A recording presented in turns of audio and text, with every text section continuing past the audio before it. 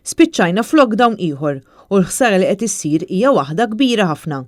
Dikjarazzjoni ċara mill-President tal-Assoċjazzjoni Maltija tal-Lukandi u Ristoranti l-MHRA Tony Zara u għalli din il-ġimgħa irġajna morna għall-istess miżuri li kienu tħabbru sena ilu. Nisperaw li din is-sitwazzjoni ma ddumx wisq għax il-ħsara li qed issir għall-industrija il-damage ta' nuqqas ta' income li għandha l-industrija hija kbira ħafna. Is-settur tal-ospitalità huwa wieħed mill-aktar setturi milquta. Fejn tol l-ospitalità, il-restaurants, il-lukandi, kważi nistgħu ngħidu li din hija total lockdown għax apparti mill-ftit takeaway li jistgħu jagħmlu r-ristoranti u ftit nies li jkollhom il-lukandi m'hemm xejn business għaddej bħalissa u allura il-riżultat huwa iktar aggressiv milli konna qed inħossuh f'dawn l-aħħar ftit xhur meta kellna r-ristoranti u l-lukandi miftuħin.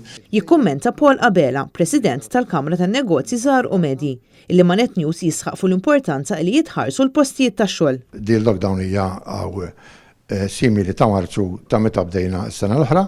Aħna bħala Kamra tan-Negozji Żgħar u Medji dejjem nobdu il-Ministeru tas-Saħħa. Dejjem imbaxxu rasna għalli jgħidu l-Ministeru tas-Saħħa minn aħna biex ngħidu aħna ma nifhmux. Biss imbagħad aħna nitkellmu mal-Gvern biex insibu s-soluzzjonijiet tal-impatt negattiv li se jħalli fuq dawn il-miżuri li qed jieħu l-Gvern.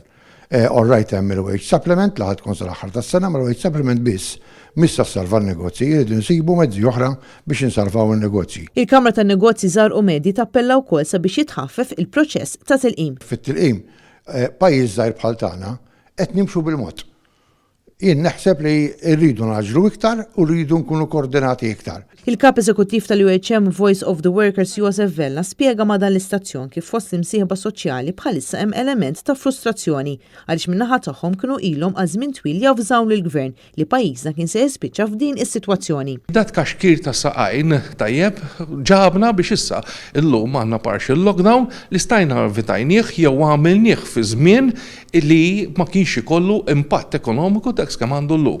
Tħassib espress ukoll mill-Kamra tal-Kummerċ. Ma nistgħux ma nkunux inkwetati fuq l-effett li daħ jkollu issa fuq l-intrapriżi li b'xi mod jew ieħor anki qabel dawn il-miżuri kienu għaddejjin ukoll fuq livelli limitati, issa se jerġgħu jħossu l-effetti ta' dan ix-xahar għal minu xahar ta' tnaqqis fl-andament tan-negozju. Il-President tal-Malta Chamber David Schwireb jitkellem dwar l-inċertezza li teżisti fuq dak li se jiġri wara li jitneħħew dawn il-miżuri. L-iktar ħaġa importanti li għandna rridu nikkonsidraw bħalissa huwa kif x'viżibilità se jkollna wara li jiġu imnaqsin jew imneħħin dawn il-miżuri.